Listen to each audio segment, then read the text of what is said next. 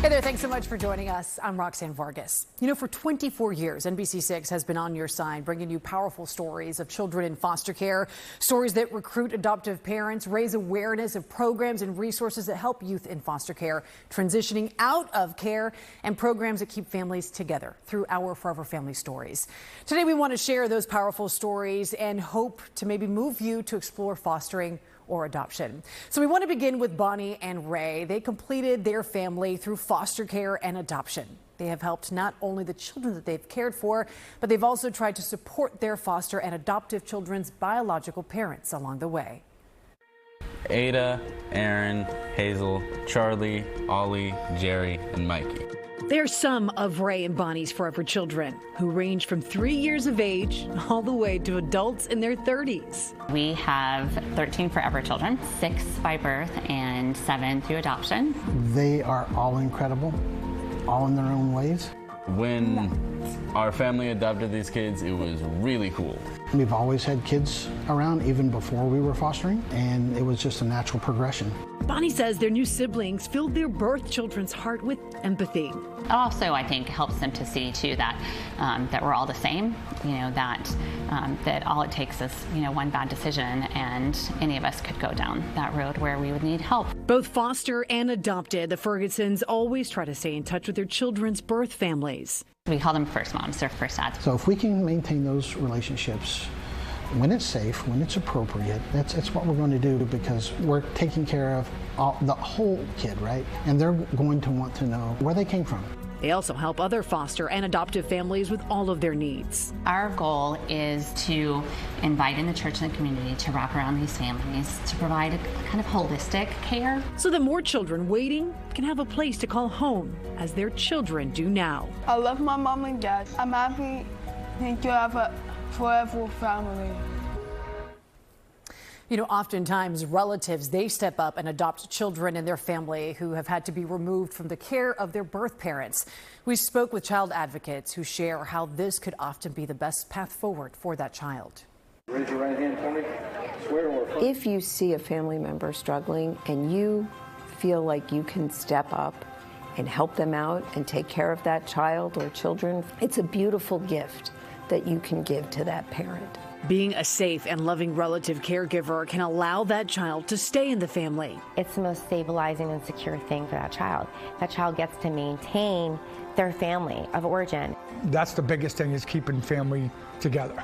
Because he cannot go back to living with his mom, Tom adopted his grandson.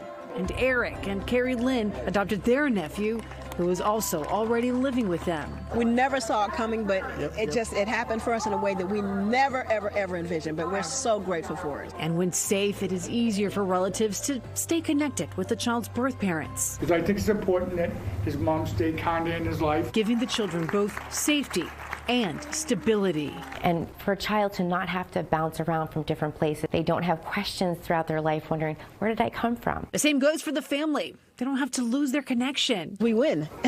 At the end, we get to finally bond our family as it should be formally. And know that they are not alone. I surround myself with good people to help me through this journey, to make him be as successful in life as he can. That in Broward County, there are resources to help you with that. The Children's Services Council has been funding kinship programs for almost 20 years now. There are support groups, there are legal services, health care, all the supports that you need can be there for you. As much as we have going on in the world, we got people that care about people.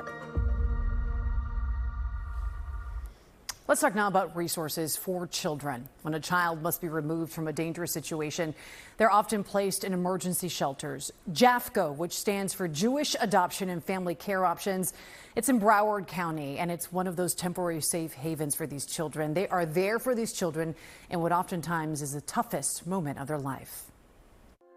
Our children are so special. I think walking into the shelter, you just feel so much love, so much compassion. JAFCO's emergency shelter offers a short-term, stable, and nurturing environment for children in crisis. You're teleporting into a place where you see both the hardest moments and the best moments in humanity. Our children come in after experiencing the worst that we would never want for any child, and we see very quickly that with the love we're able to give around the clock, the stability, the structure, the safety, see how quickly our resilient children bounce back. Social workers and volunteers are present and awake around the clock to ensure their needs are met. And we really have this holistic trauma-informed approach and help them feel special and just give them that really well-deserved attention and love that they're so craving, and that connection. And that can look like drawing a picture with them, that can look like playing basketball. They love those connections and moments. I think shelters everywhere are in need of community support, whether that be clothing donations, diaper donations, volunteer hours to hold a baby. Volunteer opportunities as well as potential employment for those looking for a career in social work. Is an extremely rewarding field, working with the child welfare population, and it's just a gift that keeps on giving. Or if you can't get out there in person, financial donations to make sure that the kids have everything they need. They deserve the world, and we try to give that to them. We want them to have what we provide for our own children in the extracurricular activities, the fun outings, and all of that. And I think that when a community comes together, you can make that happen in a real way. They absolutely do deserve the world, right? Now let's hear from foster parents themselves, as well as Cindy Ehrenberg-Seltzer, president of the Children's Services Council of Broward County, so that we can learn more about the process of becoming a licensed foster parent and what it looks like. If a person has the time, definitely the energy, and you have the space and the love and the care to foster, then you should be all set up to go. With that, the first step is to attend a commitment-free orientation to understand what the role of a foster parent actually is. Fostering, when you take a child into your home, your goal is to keep them safe and supported while their family is working on bringing them back home. Then you'll attend the free foster parenting classes either online or in person. You will be required to go through a course of study. The class was good too because it gives you that community that you need out of the gate. So there's other families that are being licensed. And after that, there's a home inspection and a background check. Because we have to make sure that when placing a child in a home, that it's a safe place for them. Like fire extinguisher, they also help you with resources to get that stuff. A couple interviews with anybody who lives in your home or family that would be involved in the foster scenario. And once you're licensed to be a foster parent, you'll continue to have that support. Either your case manager or your licensing person, they're always there to help. Including child care. Respite care, which I have used almost like a babysitter. And therapy as needed. I mean, I have friends whose biological children they have stuff that they work through, and these kids are no different. They just need a family, they need love. Because there's so many children waiting, you probably start fostering right away. The day we actually officially got our license, I want to say it was... got a call within like 4 hours. 4 hours, and it was the 3 siblings that we now have. The need is really large, and I mean, these kids, they have no one. Now I want you to meet Matt and Spring, who after an unforeseen family loss, they realized that they could make a difference by opening up their hearts and their home by becoming medical foster parents. With the support of a local organization, 4 kids who provided child-specific training each time a child entered their home. They've not only gotten to see their children reach their full potential, but they're also now have the joy of being grandparents. No child can get the love and care and nurture that they need in a shift environment as well as they can in a home. The couple first took in Matt's half-sister after their mom passed away unexpectedly. We instantly became parents to a special needs 15-year-old. That's what led us to becoming medical foster parents. And we didn't give any stipulations on the kids we would take. With the support of 4 kids, they felt blessed to open their home to more. And anytime we had questions, they were right there, and we've reaped all the benefits because our family is like a blast. In addition to Becky, they fostered and then adopted Jay, who is now 26, and then Charlie, who sadly passed away last year. But he gifted us with 2 grandbabies who are so much like him. He was amazing. His passion was art and music. And last but not least came Emily. We can't imagine life without any of our kids, but especially Emily, who definitely takes the most amount of work, but she brings so much joy. We were not looking for another, and what they had told us with her was she was so complex. She's not going to be here for long, just love her. The doctors told us that she would almost certainly pass away by the age of 3, our daughter, who is now 21. She's so strong and so hilariously adorable. She's the icing on our cake. Coming up, another story that will make you smile. We will catch up with Soraya, who has medical needs as well, but she is thriving with the love and support of her adoptive mom, who saw Soraya's story right here on NBC6's Forever Family. That story coming up. And another story about triumph over tribulation. Part of making change happen is being open and transparent about your experience, like Alexia Nechayev, who shares part of her journey in the foster care system. What age did you enter foster care, the system?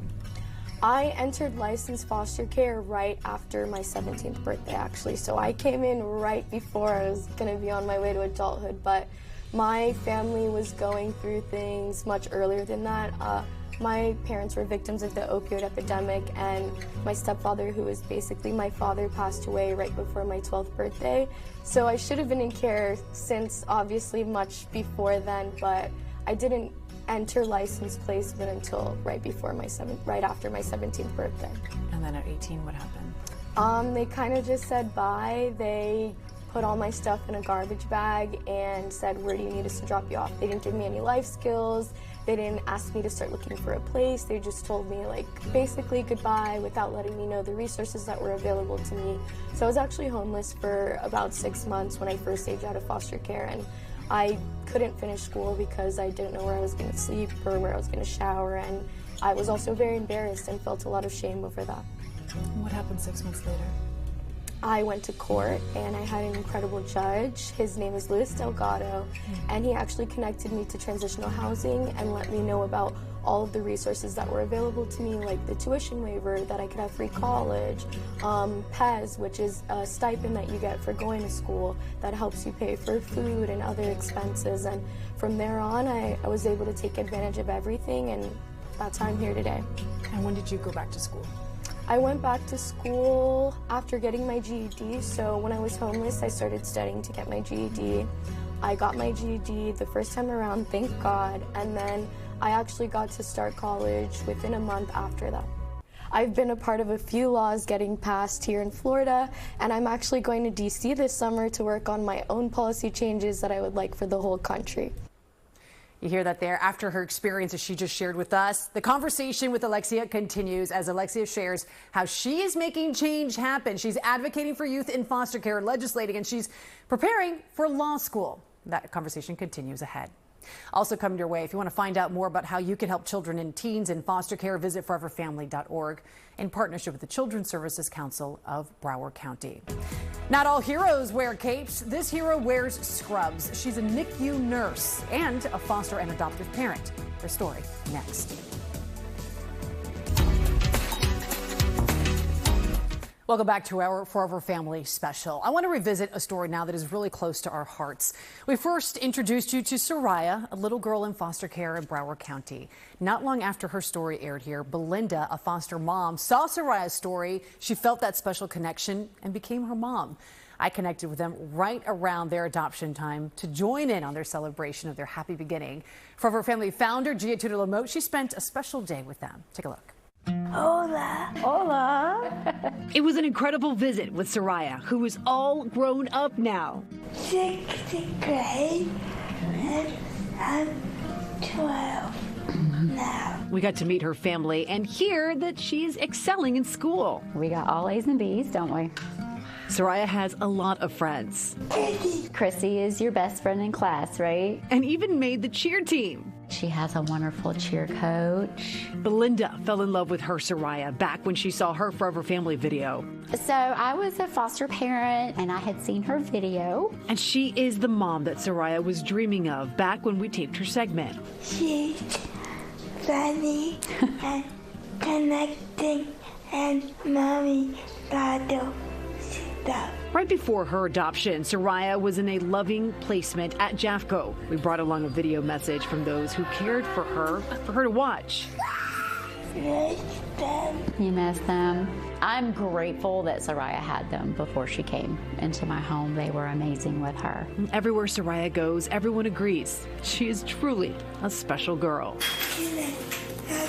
Of course you can hug me. Soraya just brings so much happiness, and she's taught me a lot about being brave and getting through hard things. They really consider kids in foster care all special needs because they've all been through what they've been through. And I've been through a lot. More than any person should ever have to be. There's a lot of kids out there that are waiting for families.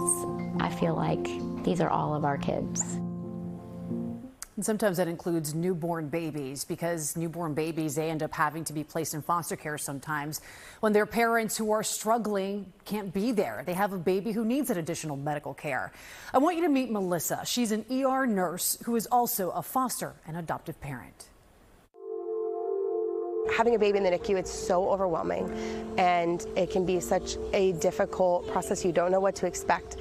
But I already knew what to expect. Two of Melissa's biological children spent time in the neonatal intensive care unit after they were born. In fact, she was in the middle of getting her certification as a nurse when one of them was there. These NICU nurses go above and beyond to be there for the entire family, because it's much more than just the baby. And now, years later, as a foster parent, she's taken home many NICU babies to provide temporary care for them. Some had been there for weeks, lots of drug-addicted newborns, unfortunately, many babies that are struggling with infectious disease processes. Amelia's biological mother was not able to care for her. And she made a really hard decision to leave her there. I imagine she knew that she would find an amazing family to love her. And we are that amazing family to love her. We love her so much. She is like truly a gift. So it's nice for you to like take care of them and show them like what a real family is like.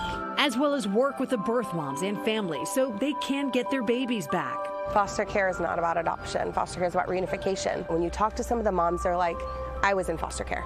How can parents learn how to be a good parent when you've never seen that modeled? None of these parents would ever, ever, ever choose to be in this situation. Fostering is about helping a family who has fallen on hard times and is trying to get their life back on track. Many of the moms say thank you so much for being the mom that they need. As is the case for the baby they're currently fostering. A NICU baby. He was in the NICU for 5 weeks. He's doing really amazing. We love him. Our heart's in it for the right reasons. You know, an unfortunate statistic about children in foster care is that siblings, they often get separated because there just isn't enough space in the homes willing to take them all together. We visit now with a single mom who brought her A game to her fostering journey and decided to adopt 3 sisters. Now, the 4 of them not only share the A as the first letter of their first and last names, but also share the bond of a forever family. We are the A team: Ashley, Anastasia, Aaliyah, and Antonique. Ashley learned about the need for foster and adoptive parents while working as a clinical social worker. So I met a lot of foster families that way, and I always knew that I wanted to be a mom. So she decided to follow her heart and get licensed. After a couple of temporary placements, the phone rang when young Anastasia needed a home. And then they called me about her sister, Aaliyah, because of course we want the siblings to be together. And a third time for their baby sister, Antonique, who was at the time 4 months old. And within a few months, Ashley went from 0 to 3. And I tried my best to support, reunification. But when the judge decided that was not possible, the phone rang one last time. They asked Ashley if she wanted to adopt them. And of course, she said yes. It was great. I think, of course, they were excited to take my last name and to be the A team and for them to be able to grow up in stability and hopefully change that trajectory of trauma. Ashley also ensures that they stay connected with their biological brother, and that's one of the many things that they love about living with their mom. Play outside. We have a big house and a pool. And a home full of love. To be able to hopefully have a different outcome for them as adults. To find out more on how you can help children and teens in foster care, visit foreverfamily.org in partnership with the Children's Services Council of Broward County. I want people to know that youth in foster care have so much to offer the world. So much to offer, just like Alexia, who aged out of foster care into an unknown world until the right people and resources supported her to get to her dreams. How she's making change happen next. Earlier, I introduced you to former foster youth Alexia Nechayev, who shared the harsh reality of foster care. But who she turned to made all the difference in her trajectory to making her dreams her reality now. What experiences while you were in the foster care system really stayed with you that you said, this needs to change? What needs to change now? I think the most important thing is giving these youth the love and understanding that they deserve, the same way that any youth with their parents would receive. And it does get very discouraging, and it's very hard for you to envision a different life than that. There is a different life than that. There is change on the other side, right? 100%. How important is that?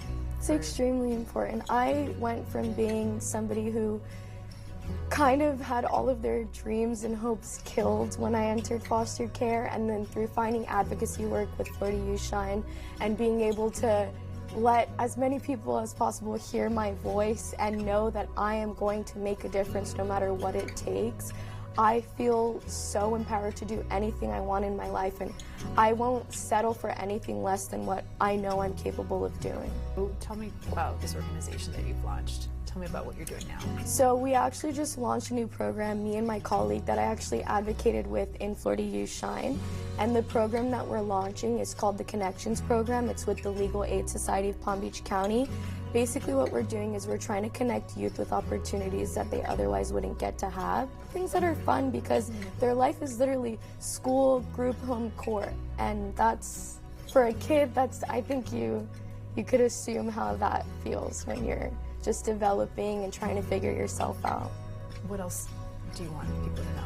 I want everybody to know that there's always a brighter side, and it really just takes one person to care about the youth and show them, like, hey, do you need a suitcase? Well, let me go take you. There's a lot of supportive adults that I've come across through Florida Youth Shine, and that has made all the difference, not in just my life, but in every youth I've come across in Florida Youth Shine's life. Like, I've seen other youth who were involved in the juvenile justice system that are now going on to win incredible awards and prizes for the work that they're doing in advocacy. I've seen myself where I finally got to plan the future I've always dreamed of having, and I guess that's the main message I would like to leave the youth with, and I guess everybody, is that there's no glass ceiling that these youth cannot shatter with that love and care and support, just like every child needs. It seems like it's common sense, but a lot of people do need to hear it, and a lot of people need to know that these are not bad kids. These are kids that have never had healthy relationships exhibited to them. Alexia tested in the top 8% of the LSAT, and she's on her way to law school at the University of Michigan. To find out more about Alexia's Connections program with the Legal Aid Society of Palm Beach County, log on to NBC6.com and we will connect you with how to help her. And for more Forever Family stories in partnership with the Children's Services Council of Broward County, you could always log on to foreverfamily.org. I'm Roxanne Vargas. Thanks for joining us. Take care of each other.